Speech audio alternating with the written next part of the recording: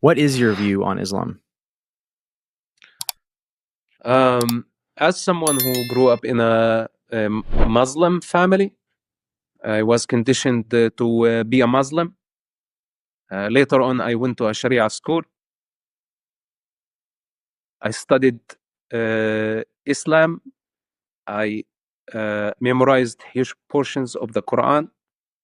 I read the Quran on a regular basis. I studied classic Arabic to understand the language of the Quran. I spent most of my childhood and up to my mid-20s in that environment. Islam is not a religion of peace. Bottom line. So and this is not according to one sect. This is according to the Quran itself. And all the Islamic sects, denominations, follow a major book, and that's Quran. And Quran in itself is not peaceful. The God of the Quran, Allah, is not peaceful. He's a very violent God. He's not tolerant. He hates the Jewish people. He hates the non-Muslims. And he gives the authority to the Muslims to punish the non-Muslims if they don't obey Allah, to function as the sword of Allah on earth. And this by itself is blasphemic, is wrong, is against the way of life, is against the way of evolution, it's against religion, it's against morality, it's against diversity. And those who claim that Islam is a religion of peace, they are liars. They are all paid actors. They are all compromised by their sheikh oil money. And they don't want to piss off Islamic political regimes and Islamic money and Muslim investors. And most importantly, they want to avoid the Muslim rage. So they just keep dragging humanity into the trap that Islam is a religion of peace, while it's not. So as someone who know the Quran very well, so the people cannot be mistaken, say, okay, this is your Islam, or this is your sect, or this is your denomination.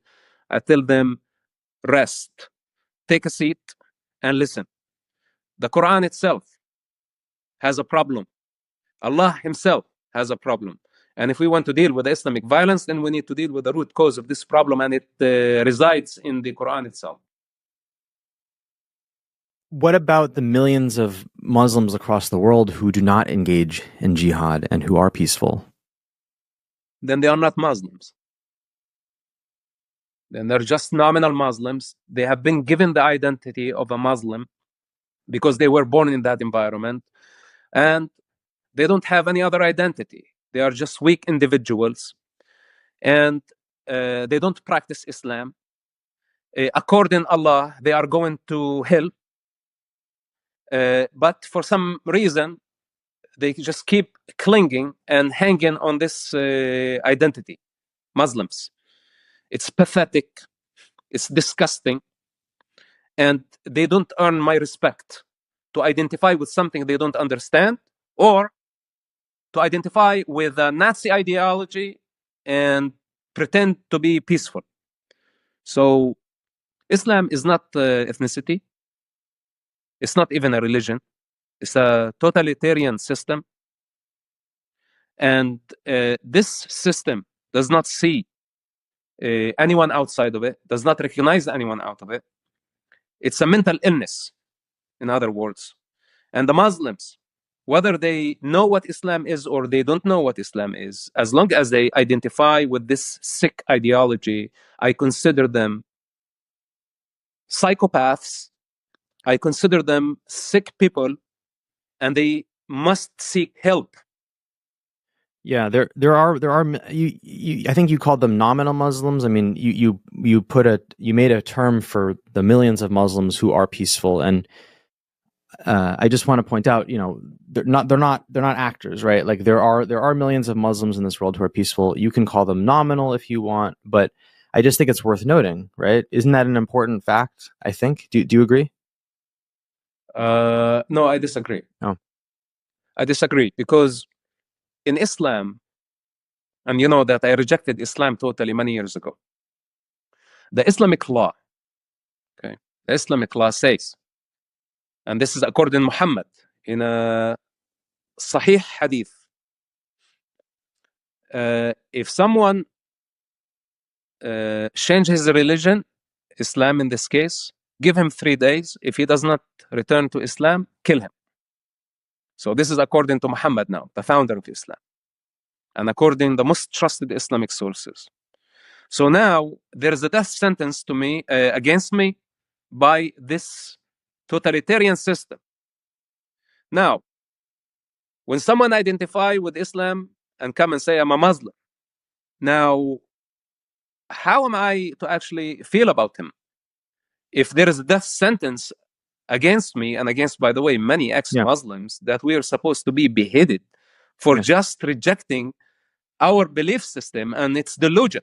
Right. So now for you, you can sit, you and the rest of the world, you can sit and reject my concern because you are not in the fire. There is no death penalty hanging over your head. There is no price over your head. You are sitting in comfort. We are fighting for our lives. Me and thousands of those who rejected the Islamic ideology. And there are perpetrators out there who want us dead.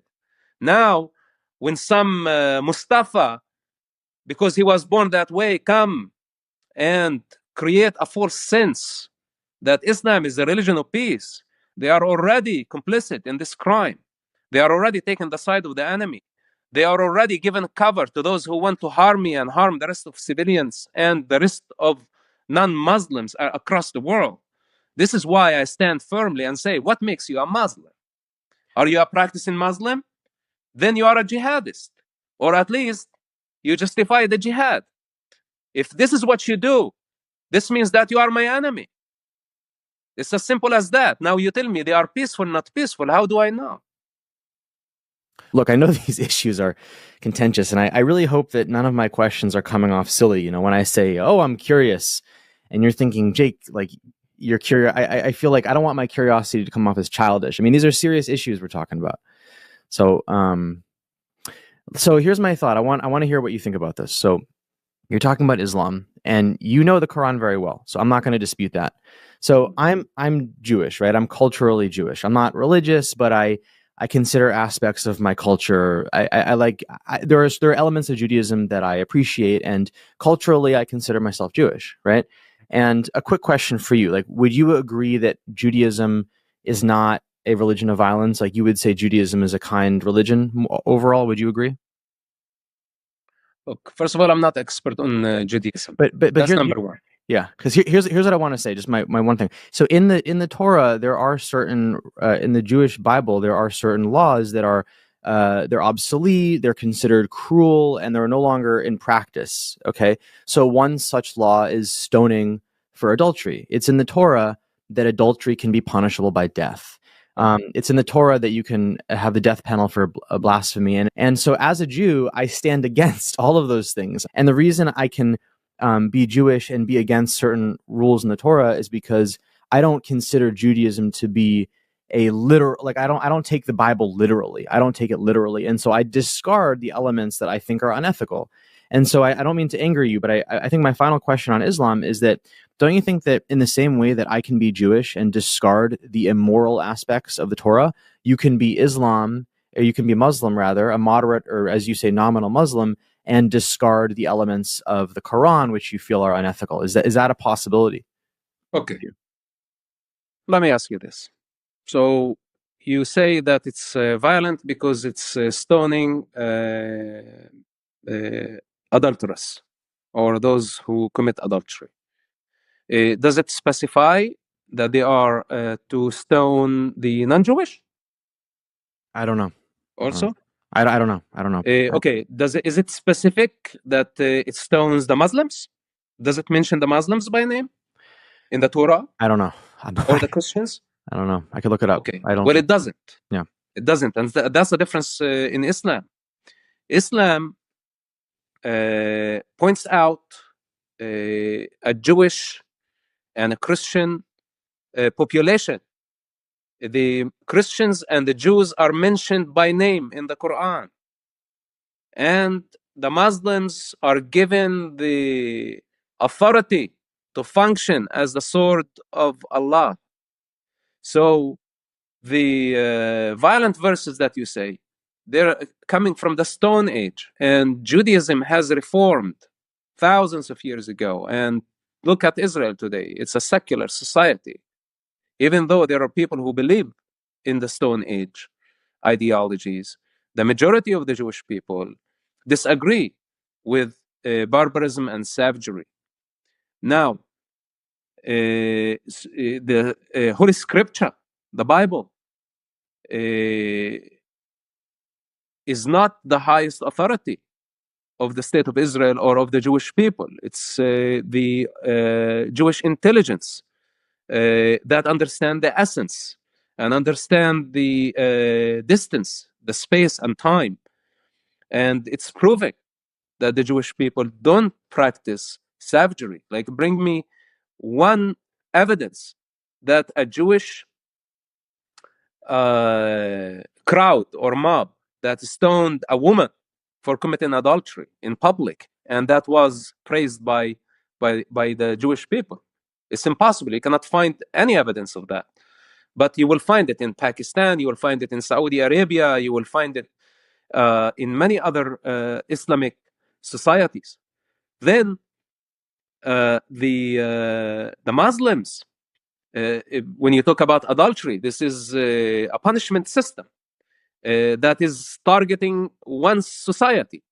It's written for the Jewish people. If a Jewish person, let's say, sin in a certain way, there is a punishment. It's for the community, the Jewish community.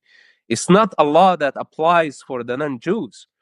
So the Muslims think that they have the right to punish the non-Muslims, to go invade and force people to worship Allah. And if they disobey, they have the right to kill them. This is what they did for 1400 years already. And they are demonstrating that through jihad, which is a unique concept only to Islam. You know, there is no such thing as jihad in Judaism. There is self-defense. This is understandable. The use of force is understandable. But to go and try to conquer the globe and create a global Jewish state, this does not exist in Judaism. So I am not concerned of scripture that was written from the beginning of time.